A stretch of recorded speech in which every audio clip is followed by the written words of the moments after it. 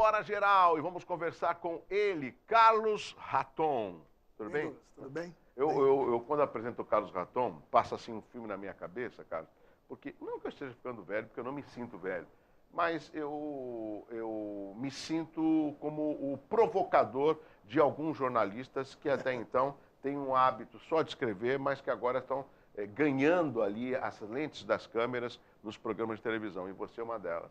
E um outro amigo em comum, acho que também você é o seu amigo, eu me lembro que quando eu estava em 2007 no Jornal da Litoral, a Rádio Litoral era ali no Tapetão, na Ayrton Senna, eu saí porque eu fui para uma outra emissora e ele falou: Douglas, tem algum problema? Eu queria continuar com o teu trabalho, mas eu nunca fiz rádio, mas eu recebi o convite. Pô, o respeito dele em ter comentado comigo, de forma alguma. E ele saiu muito bem, que é o Lucas Tavares. O Lucas trabalhou comigo no Jornal Tribuna de Santos por muitos anos. Então, eu acho legal isso, porque até então o Carlos Raton, que é o nosso convidado, sempre é aquele que está ali na máquina, está no computador, e agora você está com 2 programas aqui na TV do Sol, que está tendo uma grande repercussão, e um diferencial seu, com todo respeito aos jornalistas que nós conhecemos, é que você aborda, é que você cobra, é que você tem credibilidade. Porque dependendo do jornalista, se ele vai fazer uma pergunta, ele tem o rabo preso, então ele não pode perguntar, porque sabe que vai ter uma réplica. Mas você não, você sempre é a favor da verdade. E quem ganha são os seus leitores, são os seus telespectadores, é o seu profissionalismo numa área que eu julgo importantíssima e que a maioria da população às vezes não dá tanto valor, que é do jornalismo. Obrigado, Douglas. Foi assim, eu relutei muito de vir para a TV, né? O Cláudio... Cláudio Fernando, isso. Cláudio Fernando aqui da TV que me convidou, primeiro para fazer só que com esse viés. Eu falei: Cláudio, eu quero liberdade para poder perguntar o que eu quiser, trazer as pessoas que eu quero e tentar mostrar para o telespectador a melhor coisa possível, o melhor entrevistador possível. Ele topou esse desafio aí. Eu comecei com Revelações e ele continua, Revelações, sempre às 10h30 da noite, trazendo pessoas que não teriam voz, tem dificuldades para falar, para mostrar as coisas que estão acontecendo. E agora o Poder, que é um programa totalmente político, né? Eu também relutei muito para fazer esse programa Poder, eu não queria, embora eu faça muitas matérias políticas, mas eu estava relutando, porque é complicado, né? Trazer a pessoa aqui e tal, mas está tendo o pessoal está bastante aceitando, está vindo bastante. Depois eu falo mais ou menos aqui os próximos programas, se você me permitir. O Poder já estreou? Já estreou, já está... Quem foram os convidados? Quem estreou o programa? Quem estreou aqui foi o Roberto de Lucena, que estreou, que é o deputado federal Roberto de Lucena, contrário à Previdência, à reforma da Previdência, contrário à trabalhista. Já veio alguns vereadores de Praia Grande aqui, de São Vicente, de Santos. O Brito Furtado teve recentemente aqui, de Santos. Eu estou já namorando o Thelma de Souza, deve vir também. Ótimo. Então, assim, o Edilson Dias de Guarujá. E o Edilson Júnior de Santos. E o Edilson Júnior não confirmou. Mas, por exemplo, hoje, daqui a pouco, às 15h30, está confirmado o ex-ministro do governo Dilma e governo Lula, o Carlos Eduardo Gabas. Gabas? Vai vir aqui, hoje às 15h30. Você vai gravar ou vai ser ao vivo? Eu pretendo fazer ao vivo. Excelente. Falar sobre a Previdência. Ele conhece como nunca a Previdência. Você sabe, Raton, isso tudo que você falou nos deixa, quanto profissionais da comunicação e do jornalismo, contentes, porque é a liberdade de trabalho que a emissora nos oferece. Exatamente. O que você falou do Cláudio Fernando, eu falo da mesma maneira. O Cláudio Fernando é uma pessoa que tem palavra, por isso que eu gosto de lidar com pessoas que têm palavra, né? O Cláudio não é de meias palavras. Ele falou: Douglas, Hora Geral tem que vir para cá, vou dar espaço para você, fique à vontade também, traga quem você quiser, né? Então, isso é importante, porque quem ganha é o nosso público telespectador, né? Que a gente acaba se preocupando com essa diversidade de informações. E a Ilha do Sol, ela está num crescente. Você viu o quanto que está melhorando a imagem, está agora no digital, né? Ou seja, tudo isso é um processo, né? Que a nossa região precisa. Agora, você se deparou com convidados, óbvio, com uma questão até de ética, ele não vai falar, que marcou, disse que ia vir, chegou na hora, remarcou? Já aconteceu isso com você, não? Ainda não. Eu não espero não passar por essa situação constrangedora, mas se acontecer, né, a gente vai fazer o quê? A gente vai se desculpar com o telespectador que está do outro lado. Né? Hoje, por exemplo, está marcado o Carlos Eduardo Gabas. Está tudo certo. Pode ser que ele não venha.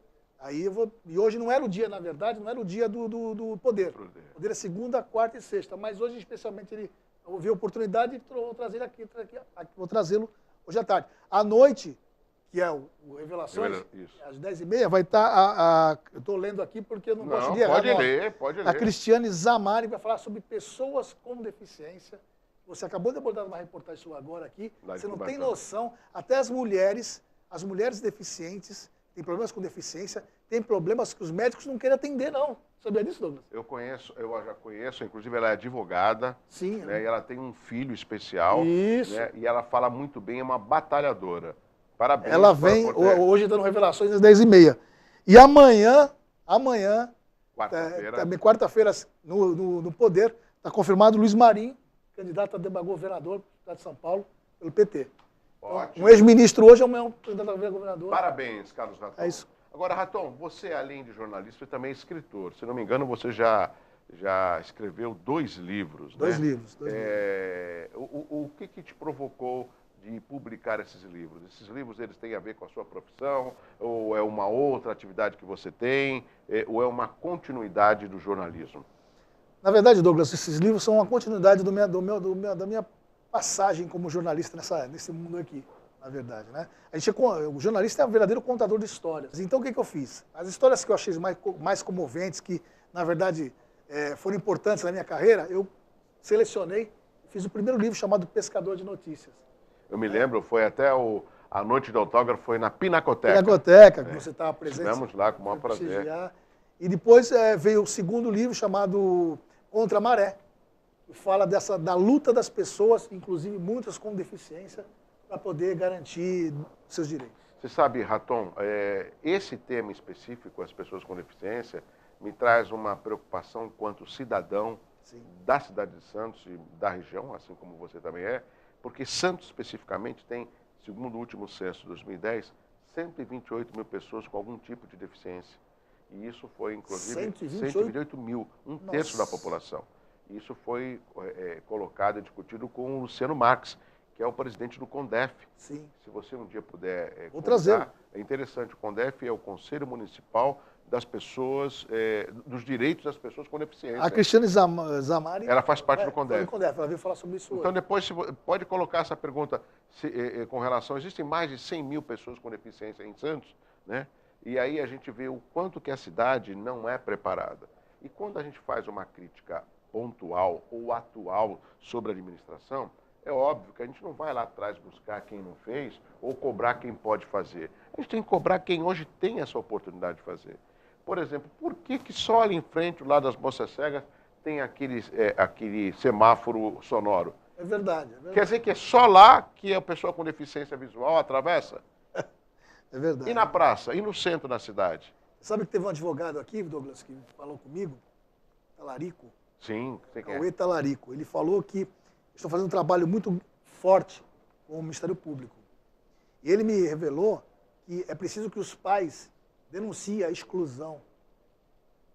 Os pais têm que denunciar a exclusão. No Ministério Público? Sim, porque as escolas, tanto públicas quanto privadas, ainda estão muito aquém de receber essas crianças com deficiência. E já está na lei essa inclusão. Faz tempo. Então, agora, se a escola não está preparada, são os pais que têm que acionar o Ministério Público para que a secretaria, a prefeitura tome providência. Exatamente, porque não adianta ficar só fragilizado, né? Você tem que partir para cima.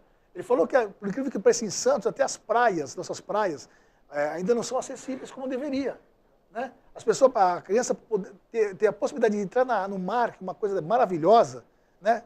Está com dificuldade. Você sabe, Raton, você tem um perfil, pelo menos, semelhante ao meu com relação, não à crítica, à cobrança. E quando a gente cobra, a gente acaba incomodando, porque nem sempre o cobrado gosta. Sim. Ele gosta de ser cortejado, elogiado, né? Só que tem que entender que ele tem responsabilidades.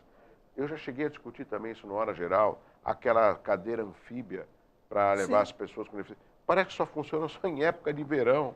Nem isso está funcionando agora. Eu vou te dizer mais. Uma coisa absurda que eu não consigo entender, e você é um cara que cobra, já deve ter falado isso no seu programa, com certeza, como é que pode o VLT não ter banheiro? Você aí parou que eu vejo? Não tem banheiro no do VLT. Então, tanto para o trabalhador que está no VLT, que trabalha no VLT, quanto para as pessoas que frequentam o VLT, Não tem ao banheiro, não tem como ir ao banheiro. E olha, óbvio que o VLT, a tendência é aumentar o número de pessoas. Sim, sim. E isso daí é natural. Se você está esperando chegar uma composição e você está apertado, você vai aonde? Aonde? Isso acontece também muito com os taxistas. Porque é óbvio, não tem como instalar guaritas ou banheiro químico nos pontos de táxi. E eles são obrigados, principalmente os meus amigos lá do Gonzaga, a pedir para ir no banheiro, nos bares ali em torno. E muitas vezes os comerciantes não gostam. É isso que a funcionária do VLT está fazendo. Ela tem que pedir para ir no banheiro do comerciante, cara. Isso é um absurdo. Como é que fazem um projeto, começa a fazer uma coisa... Pioneiro! Pioneiro aonde? Ah, E aí não tem banheiro? Eu não entendo qual é a concepção disso, eu não entendo a falta de sei lá o que é isso, sabe?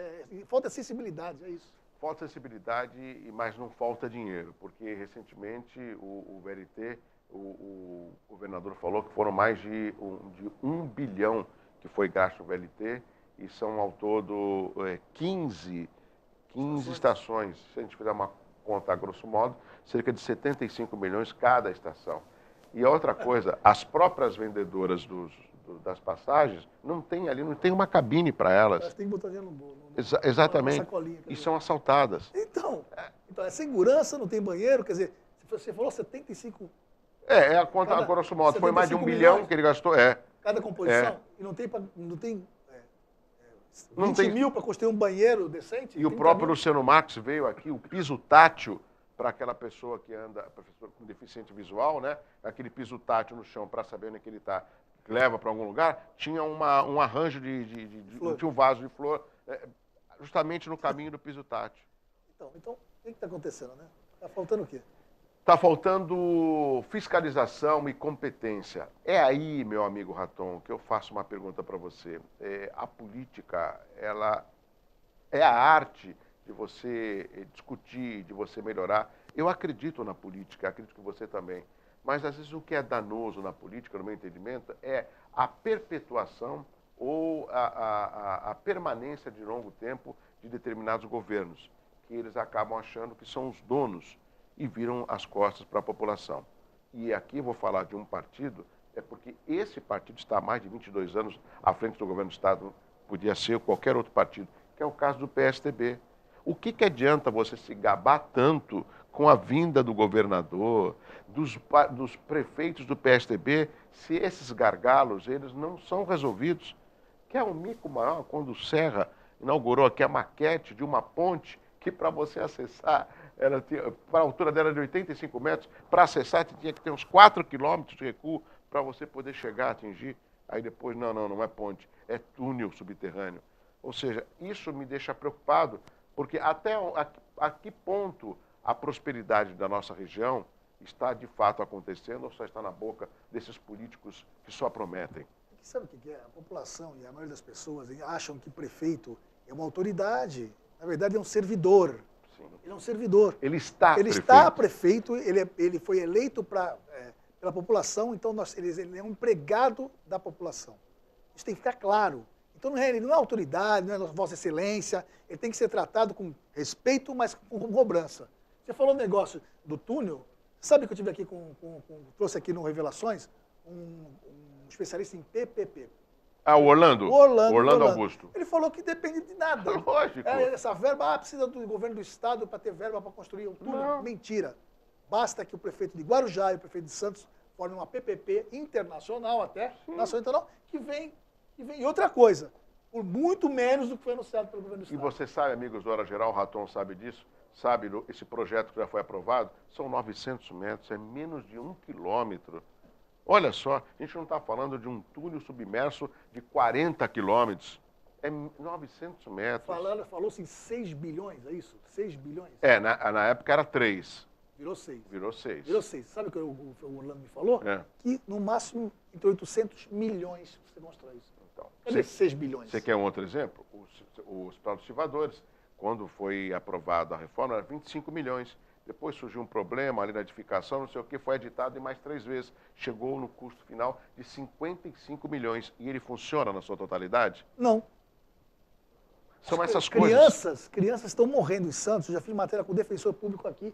Já fiz até no Diário do Litoral. Crianças estão morrendo por falta da UTI infantil. Falamos disso no primeiro Não bloco foi da Hora Geral. Então, o que está acontecendo, né? Então, alguma coisa que não está sendo cobrado aqui. No entanto, ontem na sessão da Câmara foi esvaziada ontem, Douglas. A Câmara de Santos? Isso foi esvaziada ontem. Metade dos vereadores saíram, e aí o projeto foi adiado porque eles foram prestigiar a posse do presidente, novo superintendente da Santa Casa. O novo não. Ele foi reeleito. Reeleito. Nada contra se prestigiar, mas vamos trabalhar, né? Vamos ficar... Metade saiu para ir para uma inauguração, para a posse do cara. O que é isso, né? Quer dizer... Desculpa, não é falta de... Eu não quero ser grosso aqui. É uma clara evidência de que os interesses são outros. Neste caso, né, caberia, lógico que o presidente de qualquer Câmara... Foi o primeiro a sair? Ele não tem... foi o primeiro a sair. Ele não tem o poder de obrigar os vereadores, mas ele poderia, antes da sessão, olha, gente, tem pautas importantes, assuntos importantes, vamos aqui escalar, vai o presidente? Não posso ir, então vai primeiro o secretário, o segundo, ele vai representando a Câmara. Exato. Isso é tão fácil. Ele foi representando a Câmara. Então acabou. Ele está lá, e na hora do cerimonial, se ele tiver bom senso, eu acredito que o Adilson tenha, ele fala assim, Adilson Júnior, presidente da Câmara, estou representando o Poder Legislativo de Santos. Tá bom, pode entrar. Acabou. É simples. Agora, esvaziar e para que protelem a projetos que eu acredito importantes na ordem do dia, prejudica o munícipe. Mas também, a gente tem que cobrar deles, mas também tem que ter participação da população. Nas sessões. Você, quando foi vereador, você sempre cobrou isso. Sim. Você falava, tem que participar. Sim. Porque aí você está falando com o cara diretamente, você está cobrando o vereador diretamente. Tem que ir lá, ver quem saiu, quem entrou, por que não veio, tem que cobrar. Essa cobrança é fundamental. E eu sempre falo também que não adianta só reclamar no balcão de um bar, de uma padaria ou numa conversa. Tem que efetivar a sua cidadania, sabendo cobrar com responsabilidade. Raton, tem um outro aspecto também que nós discutimos aqui com o Joaquim Fernandes, que teve aqui semana passada. Eu quero a sua análise. Nós estamos quase no final do Hora Geral, não dá tempo de colocar o vídeo. Mas o que está acontecendo no governo do Estado, que isso se reflete em todo o Estado de São Paulo. Você sabe que a partir de abril, o Márcio França assume como governador do Estado, porque o governador Geraldo Alckmin vai da presidência da República. Não é nem licenciar, ele vai ter que entregar, né, o governo de São Paulo para se candidatar à presidência. E aí o Márcio tem condição, vai assumir e também já disse que é candidato à reeleição. Já fez aí uma composição com 5 partidos, mas o imbróglio que está acontecendo, inclusive ouvindo a Bandeirantes, que o governador Geraldo Alckmin voltou atrás. Disse que ele vai apoiar o candidato do PSDB.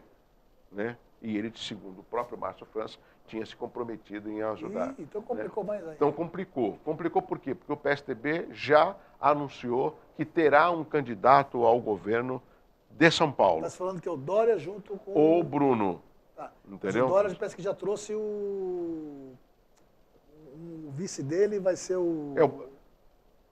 não, essa discussão eu não vi ainda. O Márcio já chamou o Russomano. Já chamou o Russomano. Está conversando, parece que o Russomano seria o candidato a vice na chapa do Márcio. E agora, então, o Márcio vai sair pelo PSB e vai ter um candidato do PSDB. Exatamente. E Kassab. O vice do Dória seria o Kassab. O vice do Kassab. Estão falando que o Dória trouxe o Kassab e o Márcio foi buscar o Russomano. Agora rachou de vez. Agora eu não sabia dessa informação. O governador aí parece que voltou atrás e vai apoiar. Então vai apoiar o Dória. Nos 90 minutos do programa do Datena, na sexta-feira. Então complicou demais. O Datena, por coerência, eu vou apoiar o candidato do PSDB. Foi o que o governador Geraldo Alckmin falou. Agora, nisso tudo, qual será a leitura da população? Será que ela se preocupa nessa movimentação ou ela espera o momento oportuno para saber em quem ela vai votar? Porque eles só serão eleitos se a população votar neles, né? Agora, se o governador Geraldo Alckmin deu a palavra para o Márcio, né? Eu acho que voltar atrás é uma coisa complicada, né? Eu acho que é uma coisa muito falta de ética isso daí. Se comprou, o Márcio o tempo todo apoiando, falando que o candidato dele é o governador, a presidência é o Alckmin, e o Alckmin vira as costas para ele. Agora, isso tudo envolvendo a nossa região, uma região próspera, né? Que é a nossa região metropolitana da Baixada Santista. A gente sabe a dificuldade que esses postulantes a cargos nas eleições de 2018 terão, até pela classe política, como que ela está tão desgastada. E como que você vê a representatividade dos nossos parlamentares, tanto na Câmara Federal ou estadual? Você acredita em um aumento? Você acredita que a população vai votar nos candidatos à região ou ainda apostam em, como é que o Justo falava? Em gafanhotos. Olha, Douglas, está valendo a pena os candidatos da região aqui? Eu li na tribuna os 70 possíveis. Mas eu estou falando, está valendo a pena os que estão aí, estão trazendo recursos para a região? O que eu vejo muito, por exemplo, eu tenho um, que é o senhor Beto Mansur, cada vez que aparece na televisão é uma loucura, né? Então, assim, tem que analisar quem são os candidatos da região, os que estão no mandato hoje e os que estão para vir aí, né? Mas eu acho que está muito, na minha opinião, eu vou trazer uns aqui, se possível, está bem aquém do que deveria. Ô, Raton, deixa eu mandar quem está te mandando um abraço é o Orlando Augusto, que está acompanhando a live, está acompanhando nas redes sociais o Hora Geral. Mandar um abraço ao meu amigo Orlando Augusto, né? Mandando um abraço para você, Raton, e para mim. Muito obrigado. Agora, isso tudo também me traz uma outra preocupação. Até que ponto a força política beneficia a nossa região?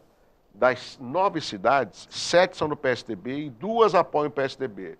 Dos 3 deputados estaduais, Cássio Navarro, Caio França e Paulo Correia, os 3 apoiam o governo de São Paulo, o governador Geraldo Alckmin, né? E a gente não consegue arrumar esses gargalos. Não temos uma UTI cardíaca, não temos uma entrada na cidade. E os 3 federais? 3 federais apoiam o governo Temer. Apoiam o Temer. Então, a Baixada deveria estar muito bem representada com muito recurso. Você vê isso aqui na Baixada? Não vê. O governo Alckmin praticamente das costas. Você acabou de falar na questão da balsa aí. Exato. Isso é uma vergonha. Isso é uma vergonha. A questão da saúde, né? O Rodolfo Amaral esteve aqui, falou que o governo deixou, nos últimos 8 anos do governo Alckmin, deixou de mandar para a região quase 60 bilhões, é isso? Sim, e a gente não viu nenhuma cobrança 56. Por parte dos nossos representantes ao governo de São Paulo. Governador, você é muito meu amigo, é o seguinte, vamos acertar as contas? Parece que eles têm receio. Ao contrário, isso eu falo de presença. Todas as vezes que eu vou nas coletivas que tem um governador aqui, eles só ficam, na verdade, vou dizer uma palavra cortejando. Babando o ovo, literalmente. Babando o ovo do governador. Vem aqui, sou lindo, maravilhoso, aí o governador faz uma piadinha do Santos Futebol Clube, todo mundo dá risada, e na verdade não se muda nada. Né? Volta o governador para São Paulo, e aqui ficam, ele vai mandar, ele vai mandar, ele vai mandar. Olha, um deles que é um Mourão, e de vez em quando dá uma cutucada, e até se falou que poderia ser pré-candidato pelo PSDB ao governo do Estado. Também ouvi. Né? Mas aí eu já tentei procurar o Mourão, mas ele já desconversou. Já não quer. Então, assim, na verdade, você falou a verdade, chegar aqui nas coletivas é uma vergonha. E você sabe que eu nesse ponto, eu até dou um desconto para o governador e culpo os nossos representantes locais. Que daí o governador, quando volta, né, de repente a dona Lu Alckmin, oi, Geraldo, como é que foi na Baixada? Sabe, Lu, estava tudo muito bom. Só elogio, tudo tranquilo, porque levam para ele aquilo que está bom e não a verdade. Como é que ele vai voltar? Ele vai voltar pensando que não tem problema nenhum. É aquela foto bonita, todo mundo comendo pastelzinho, né? Dando risada, pastelzinho. E nós aqui, literalmente... A ver navios. A ver navios, né? Chegamos ao final da Hora Geral. Carlos Raton, parabéns pelo seu trabalho e continue sempre assim. E o que você precisar do Hora Geral, as portas e as câmeras estão abertas. Até porque a ordem do Cláudio Fernando, né? O Raton, todos da Ilha do Sol têm espaço aqui nesse grande sucesso que é a TV Ilha do Sol e o trabalho que a gente está levando ao público da região. Obrigado, Douglas, mais uma vez por me proporcionar falar com o seu público, que é muito importante. Tchau, até amanhã, um abraço forte, assim, tchau, tchau.